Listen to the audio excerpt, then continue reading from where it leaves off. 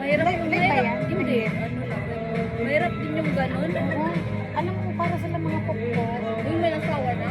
Wala pa naman. Meron may asawa na, meron wala pa. Pero, Mga ilang taon na po.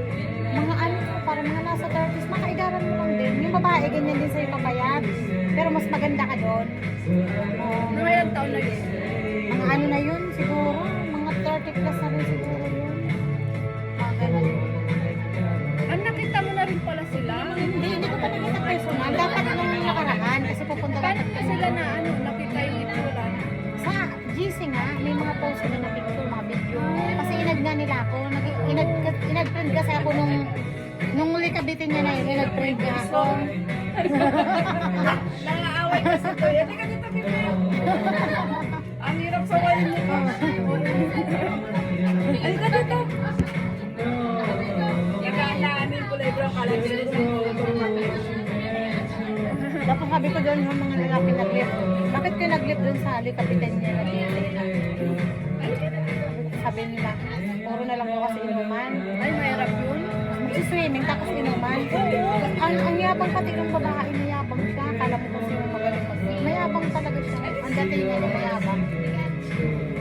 Tsaka mukhang po. Basta mga parang tukokong talaga sila. Tapos tapos sabi ko, ako umalis din kasi ako doon. Gawa ng puro inuman nga. Ibang GC yun. Ibang GC pa yun. O, yun yung una kong sinalihan. Bago na itong ngayon.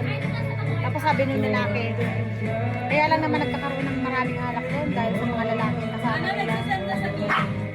Ito nga yung nag-live na ako doon. Logan na pala ako. Mahirap yun din yung ganun. Sabi ko ayaw ko ng ganyan. Tapos sabi nila, nag-swimming nga daw sila sa bailin na nawalan daw ng ng pitakan. Sa ito. Kasi nung kukuha No. Siyempre magsiselos yan karga mo yung isa. Ito nga, pag naka-career na gusto magpakarga kasi sa harap yung isa, tapos dalawa yung bitbit sa likod. Hanggang tulak lang naman, pero hindi pwede sa malayuan. Delikado. O baka biglang di ba? Gumalaw-galaw. Gumalaw. Buti kung lahat may career silang tatlo.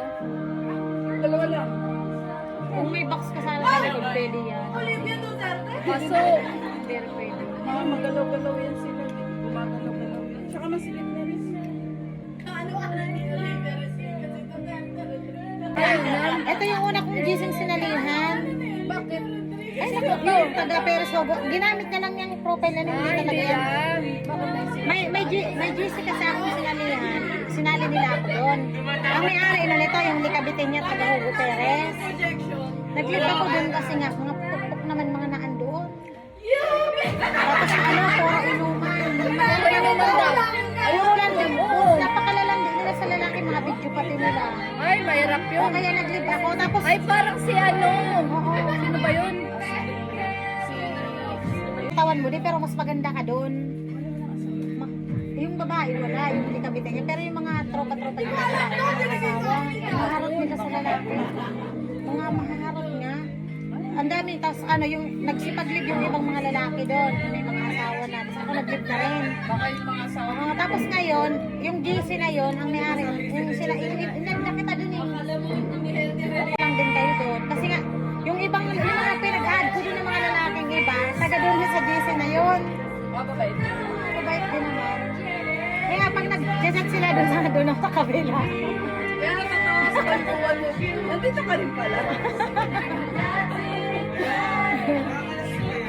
Tapos pinagdaman ako dito, yung sa bagong GC na yun. May ibang lalaki naman, umalis din.